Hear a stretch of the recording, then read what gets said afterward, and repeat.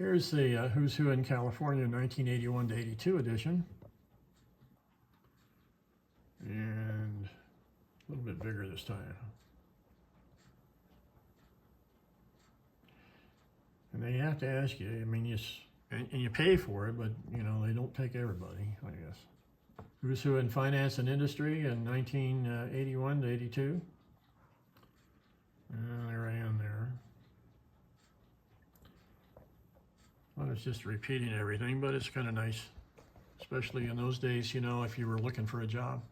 Who's Who in the West, 1982 to 1983.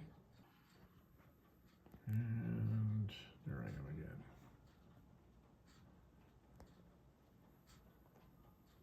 Well, this is a Outstanding Young Man of America. This is certified that has been selected as an Outstanding Young Man of America for 1979 and 1981 in recognition of the outstanding professional achievement, superior leadership ability, and exceptional service to the community. The book, about 500 are selected every year. I just looked at the number of entries, so that's kind of neat. This was 1975. 1979 was when I was living in Minnesota, and the work that I did for the JCs and helping really people grow. Chapter presidents specifically, and to grow the chapters, and that's exactly what we did. Usually if you have outstanding growth in membership, you're doing the right thing. At least that's what's true in the JCs.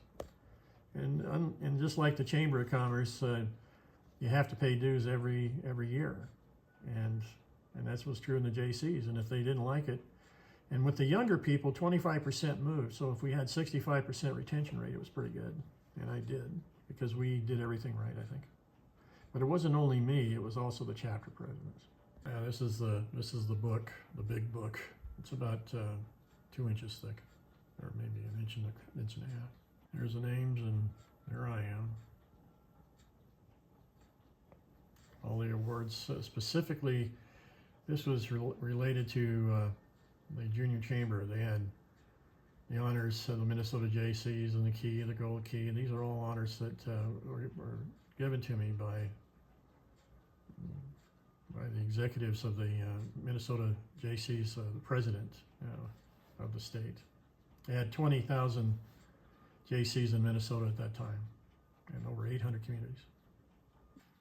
This is 1981 names, and there I am there, 1981, and of course a little bit different. This was in California. Boy, and I was trying to learn being a manager. That was done in 6 months, by the way. The president of the California JCs asked me to finish up the year because he had heard that, you know, I could teach how to recruit and how to really do good things in the community, and that's why he asked me to replace a guy that it really created a stir. But yeah, it paid off. I doubled this. Our region doubled in size. Went from, let's see, from 400 to over 800 in 6 months, offering junior chamber opportunities to other communities. I was licensed, as a kid. I built my first radio when I was 13 years old from a library book. I didn't have a radio. And then I heard on my crystal set, it had a capacitor and a diode, and I made the tuning mechanism out of a block of wood and an old copper. And there was a guy that I could hear, and he was a radio amateur about 1.5 miles away. And I listened to him every night, talk to his friends. And eventually I had enough courage as, see, how old was I? Yeah, I was 14, 15, to knock on his door and ask if I could see his ham radio set. And then one thing led to another. Now, this is a radio amateur's handbook, and and this is the American Radio Relay League. They've been around since 1917, and when radio first came out. And this particular book is what I used to build the transmitter, because I didn't have one, and I built it with the help of another ham and parts and things that we scrounged up. So I built this transmitter so I could get on the air at 16. Here it is. And my license was KN4UXD, Kilo November 4 Uniform X-Ray Dog. I was a novice, and you had to have 5 words a minute. And I built this transmitter, 75 watts on 4 bands. It came from that book, and that's the circuit diagram that I had to. So to answer your question, this Interrogatory 5, I think when you have to build something from scratch, you develop skills that other people don't have. And you learn to analyze things, and you think. In 1974, this is from the Idaho State Journal, and I mentioned the repeater that we were putting together. The journal came up and took a picture of me. That's me in 1974, and of course the story is about the amateur radio repeater and about ham radio. And the Pocatello Amateur Radio Club was had been discontinued for a while, and so this was a way to get excitement. And thanks to the journal at that time, a different journal.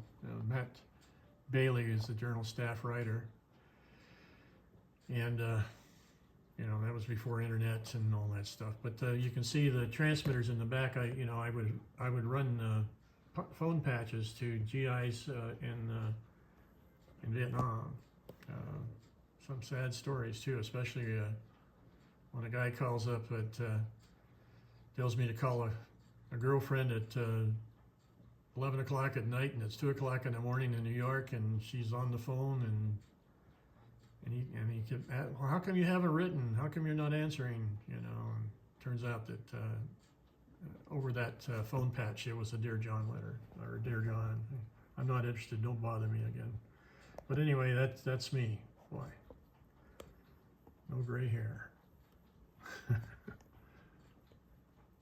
An honor that to be the A1 Operators Club as a member and authorized to nominate other deserving amateurs. It represents an adherence to several principles of good operating, careful keying, good voice operating practice, correct procedure, copying code availability, judgment, and courtesy. That was in 2001, and that's given by peers. I don't know who I just got it in the mail. And there was some fellas down in Utah. 2017, I operate on Morse code, and of course, I'm pretty good at it, but I didn't know how good. And went to Boise. They had a convention there at the Holiday Inn and by the airport, and they had this beautiful key, Morse handmade, and it was beautiful. And the fellow said, "How would you like to win that key?" And I said, "Well, how do you do that?" He said, "Well, you have to enter this contest, last man standing CW contest, and it's in this room next here." So I went. I said, "Yeah, I'll enter it." I hadn't entered a contest before, and the contest was 10 questions with 4 possible answers each, and it was conversational Morse code. And you had 4 answers for each question. Was it an 811, 807, 813, 810-2, for example? So, you might hear 8-1, but was it a 0, a 1, or a 3? So anyway, after it started off at 10 words a minute. 10 words a minute is about 50 characters in 60 seconds, yeah,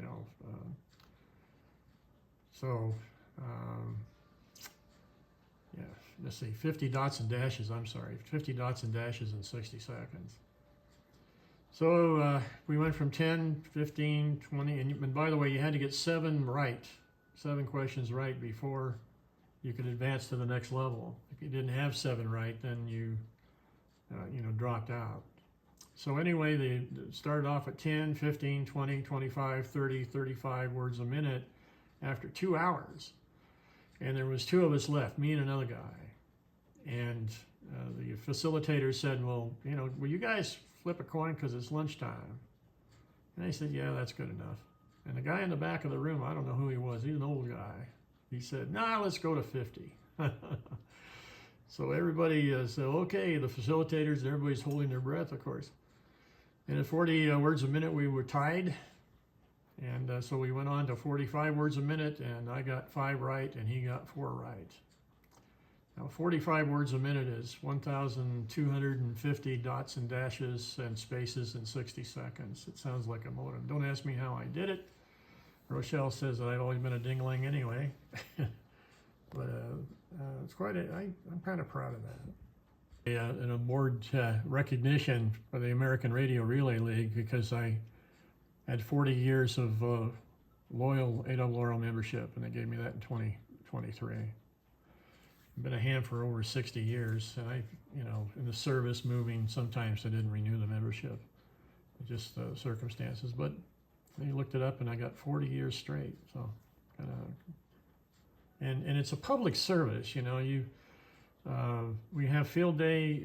When internet is gone, when power is off. And I've got the ability to take my camper and put up solar panels and run off of batteries, and without any infrastructure whatsoever, no electricity, nothing. As I say it, how I would communicate around the world would be with God's ionosphere. And that's what hams do. And we do that once a year in June. We set up our stations just to make sure that we're ready. And, I've got the capability, and that's just part of being an amateur radio operator. I stationed, like I mentioned earlier, I stationed in Spangdahlem, Germany from 63 to 1966. And that picture was taken by somebody that was there from 63 to 65. And that was there were 16 Quonset huts. You can see where it's at, and that's the armament that was used. And in the center, of course, is the atomic bomb, but it's capable of all those different armament. And of course, it takes a lot of people. I mean, you've got a pilot, but it usually takes 50 people in which to support that pilot with everything. Pilots get all the all the recognition. But, it's also a dangerous, once they climb in that cockpit, anything can happen. But, it's up to us to make sure that pilot is safe. He takes off and he comes back. So we all work as a team. But that was one of the Quonset huts, 16 of them that were loaded with these 105 bombers that were ready to take off in 15 minutes. And they're mainly a deterrent for the Soviets lined up on East Germany to invade, on the East German border, to invade Europe. And so there was 32 airplanes until the missiles were developed. And I was part of that. That's why it was a 36-month tour with no trips home, no phone calls home, paid $73 a month. And by the way, they didn't tell us that the mission was one-way nuclear, which meant once those pilots took off in war, they lit the candle. And it took them 15 minutes to get off the ground. That meant that there wouldn't be a base to come back to, and they were instructed to fly to Sweden so they could fly again. During the Cuban Missile Crisis, and that was that was a year before I arrived. I was in Denver, Colorado when the Cuban Missile Crisis, going to school at Lowry. And the F-105s were out at the end of the runway for 3.5 days with pilots in the jets with their engines running, ready to take off. And that was the Cuban Missile Crisis. And my dad served in it, and so did I. And we're just so lucky. And I'm not so sure we're in any better shape today than we were then. This is the black boxes that were inside, just to show it there. And they were all interchangeable, take them out, and then of course they took them to the maintenance. They didn't have very many maintenance people. Most of us were on the line, but just to put it in perspective, there's probably a tech Just it's kind of this is what's inside a Republic, the F-105B, and of course that the D was what I worked on. Cockpit of the F-105, and I'll just say a story. You know, when I first got there in September, October timeframe of 1963, Sergeant told me to go out and check out one of those planes on the hot pad, you know, that were on the alert pad that was loaded with a nuclear bomb.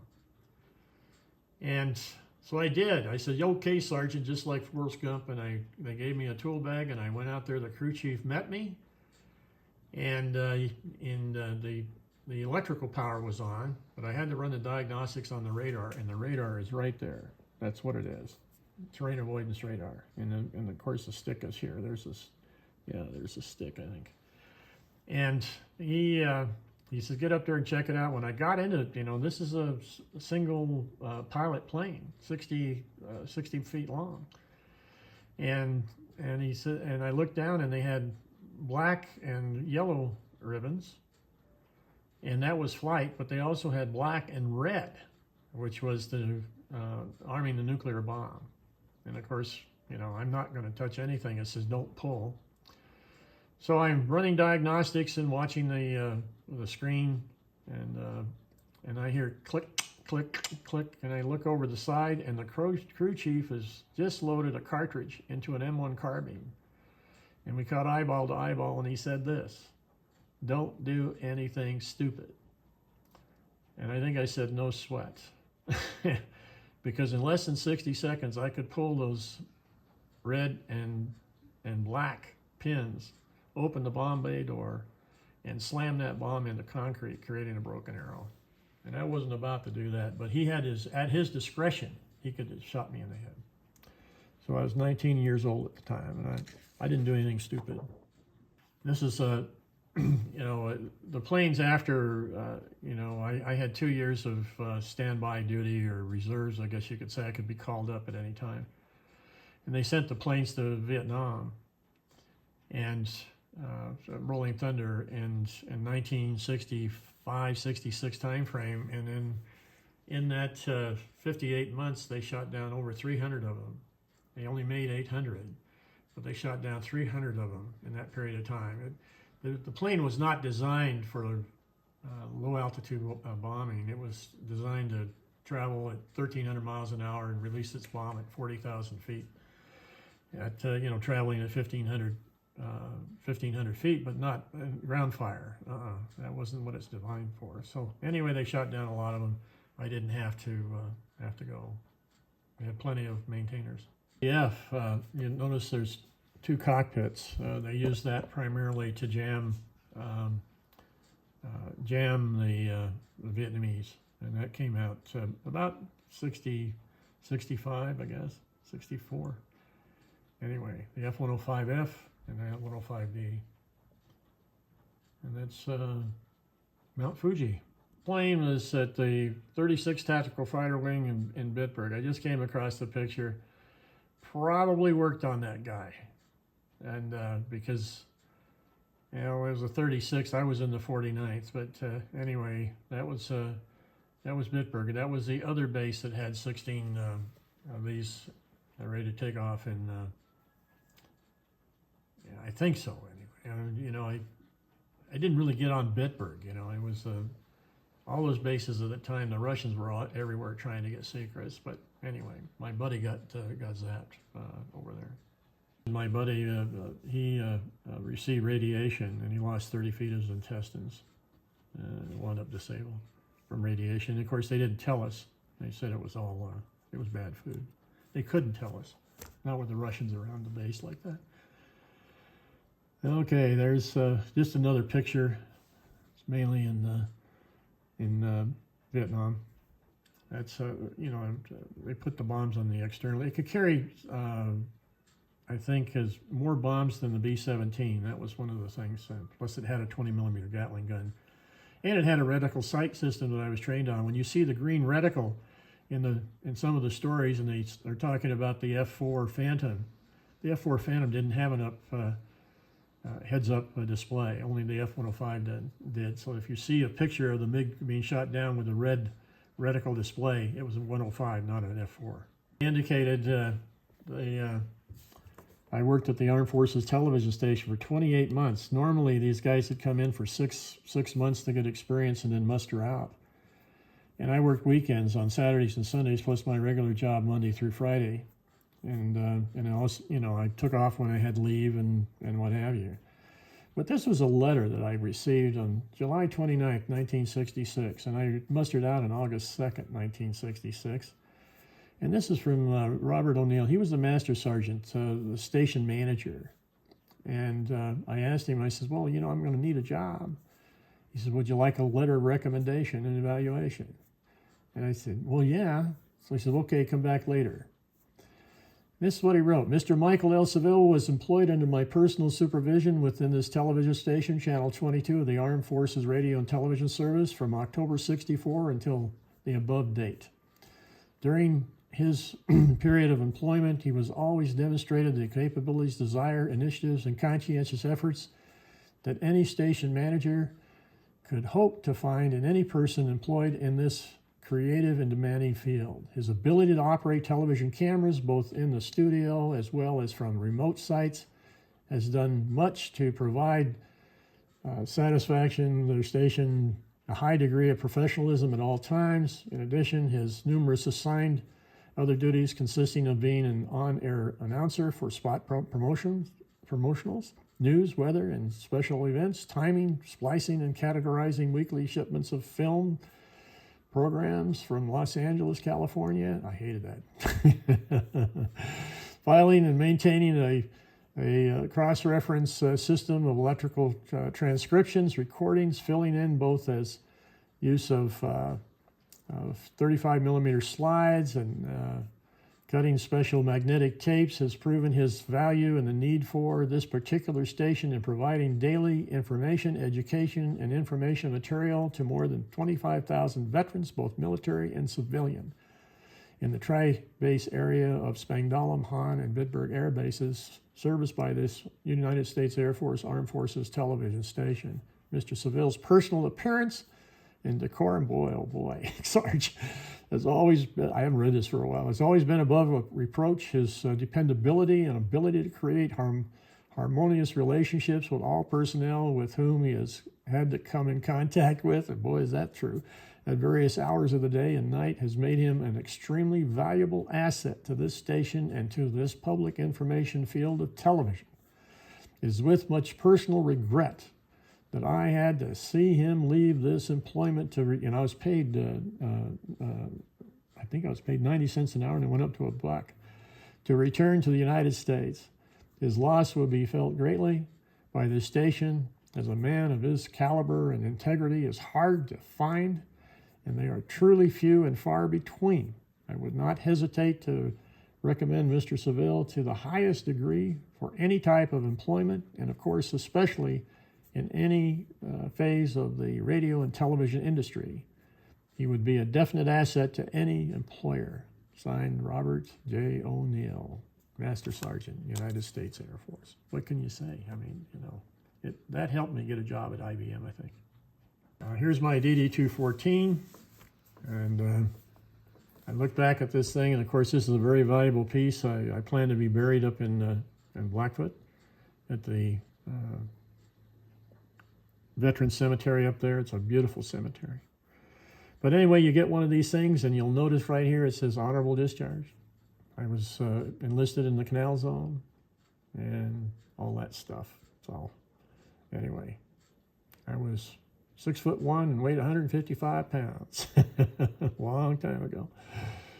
And anyway, that's what they call a DD-214, and every serviceman has got that. And it's very valuable for getting VA benefits, which I'm working on presently for being radiated. As I mentioned earlier, I was hired by IBM, International Business Machines Corporation, and as a field engineer, and that was a tough job because of at that time the mainframes, the 360 was being announced and was being shipped actually, and we had to make it work in the field. I was working probably 18 hours of overtime for at least a year and a half, 2 years to try and make it work at different locations, Garrett Freight Lines in particular, and Farm Bureau, Farmers Insurance.